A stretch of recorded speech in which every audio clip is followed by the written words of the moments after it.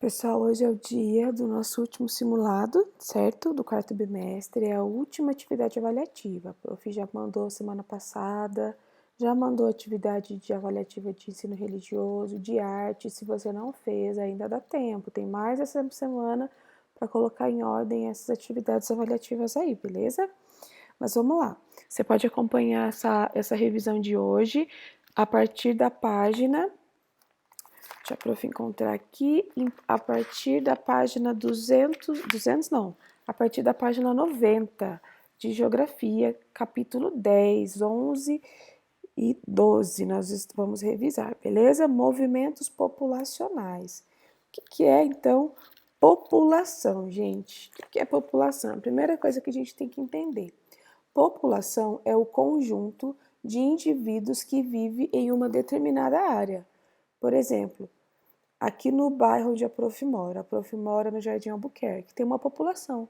Qual que é a população do Jardim Albuquerque? Ah, não sei quantos mil habitantes, vamos pensar aí, 5 mil habitantes? Não tenho noção, gente. Só estou dando um exemplo, tá bom? Existem alguns tipos de movimentos populacionais. Por exemplo, a emigração. O que é emigração? Presta atenção, com E. Emigração é quando alguém sai do seu país para ir residir, ou seja, morar em outro. Dizemos que essa pessoa está na condição de emigrante.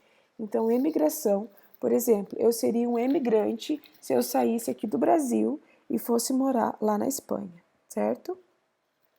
Mas também existe os imigrantes. Imigrantes. O que é imigrantes? Imigrantes é aquele povo que vem de outros países para, por exemplo, para o nosso país, certo? Aqui tem uma fotinha do bairro da Liberdade em São Paulo. O que é? É um bairro japonês, que tem cultura japonesa, que tem culinária japonesa, asiática, certo? Tem costumes, características. Então, são povos que vieram de outros países para cá, são imigrantes. A gente vê algumas notícias na TV de imigrantes, refugiados que saem de seu país porque estão em guerras, tem fome, tem miséria. Esse é um dos motivos desses movimentos populacionais. Sair do lugar onde está à procura de uma qualidade de vida, segurança, às vezes até por política, um estado melhor. Então, muitos saem, a gente vê aí os refugiados de outros países que estão em guerra, entrando, vindo para o Brasil. Nosso país ele é divisa com a Venezuela, lá em Roraima. E lá em Roraima tem muito venezuelano. Aqui no Paraná também tem, só que lá tem muito mais, né? Porque é divisa. Aí tem muito imigrante venezuelano. São pessoas que vieram de outros países morar no Brasil. E também tem aqueles imigrantes, os primeiros moradores, por exemplo, os portugueses, quando chegaram aqui no Brasil, eles eram imigrantes, eles saíram de Portugal e vieram aqui para o Brasil, aqui que nem era Brasil ainda, na verdade, né? Eles foram os primeiros imigrantes. Então, emigrante e com emigrante é quando você sai do Brasil, ou seja, sai de um país e vai morar no outro. E imigrante com I é quando você vem de outro morar aqui do Brasil, por exemplo, certo? Então, emigração é quando sai e imigração é quando vem, beleza? Migração temporária. Existem vários tipos de migração. A temporária é o quê? Sabe quando você está chegando às férias e você vai passar lá 15 dias na casa do seu primo que mora na praia, por exemplo. Então, você sabe que você vai ficar só 15 dias lá. Esse é um tipo de migração, é temporária. Você não vai ficar um tempo definitivo. Você sabe que você vai ficar lá só o período das férias. Então, é um exemplo de migração temporária, certo? Existe também a migração interestadual. O que é migração interestadual? Eu moro no Paraná, por exemplo, eu morei no estado da Bahia e vim morar no Paraná, trabalhar no Paraná.